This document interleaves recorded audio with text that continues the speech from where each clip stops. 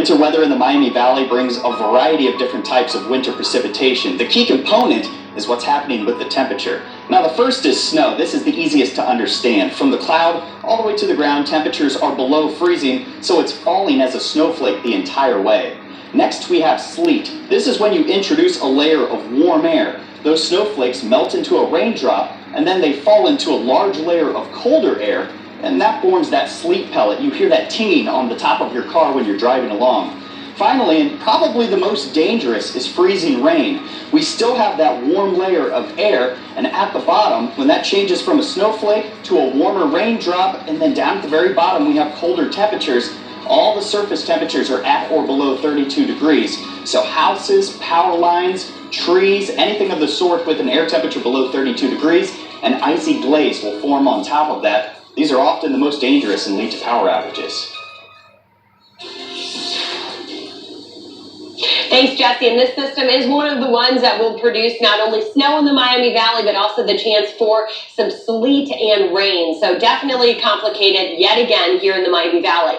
Toward the morning, most of us are just going to drive through drizzle and fog. As we get a little closer to 7 or 8 o'clock, we'll start to see some snow showers, I think, up in the far northwest, up towards Salina. By midday, that's when we will have that battle zone of snow showers in the northwest and rain showers southeast of Dayton. And then by the evening commute, really by late afternoon and for the evening, everyone will transition over to scattered snow. So it is a day that will be ever changing for us, and depending on where you're driving or where you live, you're going to see different types of precipitation again. For this morning, live Doppler 7 radar kind of showing you already where we're going to see that setup of the snow showers. Now, this is just the beginning. Once the system continues to drift east, it will change that rain-snow line, eventually shifting it further south and putting us all into the chance to see scattered snow as we head through that late afternoon and evening time frame. Live Doppler 7 radar right now, not really picking up on some of the drizzle and mist that's out there, but that's what you're going to drive through, especially if you head through the morning. Once we get towards your evening commute, that will likely be the hardest because we will have scattered snow showers and we're going to have some gusty winds building in as well.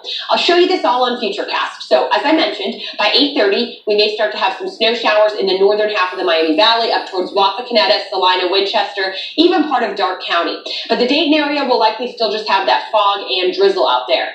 We head towards midday, that's when this all starts to shift a little further east, so that cold air begins to cut in, the moisture increases, and I do think we may still have some rain falling in areas like Xenia, Springboro, maybe even over towards Dayton around 12 or 1 o'clock. Once we head through the rest of the afternoon and for the drive home, here's 5 and 6, we have scattered snow showers across the Miami Valley. It's going to be a little windy later tonight, but the bulk of the snow should shut down by about 11, and then we'll just track flurries into the overnight hours. Our projected wind gusts today could range anywhere from 25 to about 35 miles per hour, and they will be just as strong tomorrow as well. So when it comes to snow potential, really the biggest impact for this system is going to come from how travel will be changing through the day. So driving through active snow in the afternoon and evening is a challenge, whether it's an inch or it could be up to 4 inches. So keep that in mind. If you are in the far northwest corner, we will likely have some of our highest totals up towards Mercer County and Darke County. Still, we could see about 2 to 3 inches for some of our communities that are in the advisory, which includes Darke County, Shelby,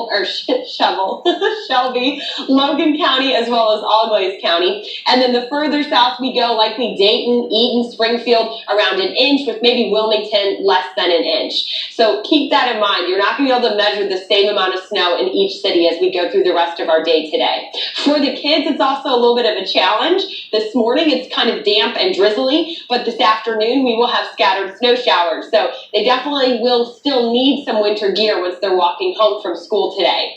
Temperatures are sitting in the low 30s to mid 30s. We really don't see much of a transition this afternoon. So a lot of us will just kind of hover in the mid 30s for the rest of our day today. Our 5-day forecast does show once we head into tonight, we really start to see our temperatures drop. So again, we may have a few lingering road issues, especially communities north that get a couple inches of snow. We stay around 30 degrees for Thursday, and with the gusty winds, it's going to feel like we're in the teens all day tomorrow. Friday, we've got one more chance for snow showers, mainly south of Dayton, but still a few showers will move through in the morning. And then we do see temperatures warm up by the end of the weekend with the chance for rain Sunday night. We bring you weather and traffic every 10 minutes. Let's check in with Sergeant Mark. Good morning, Sarge.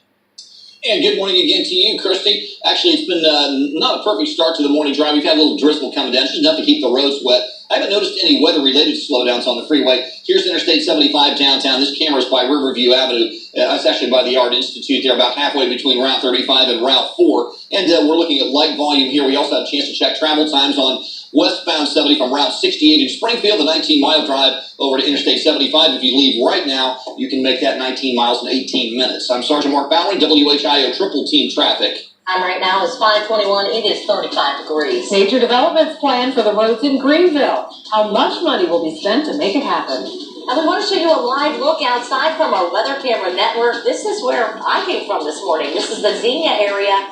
We're helping you stay prepared for today's winter weather that is moving towards the Miami Valley. We'll have more Team 7 weather coverage for you coming up in just a few minutes. Storm Tracker 7, the mobile weather center that allows our team of expert meteorologists to be anywhere in the community. Storm Center 7 is weather coverage you can count on.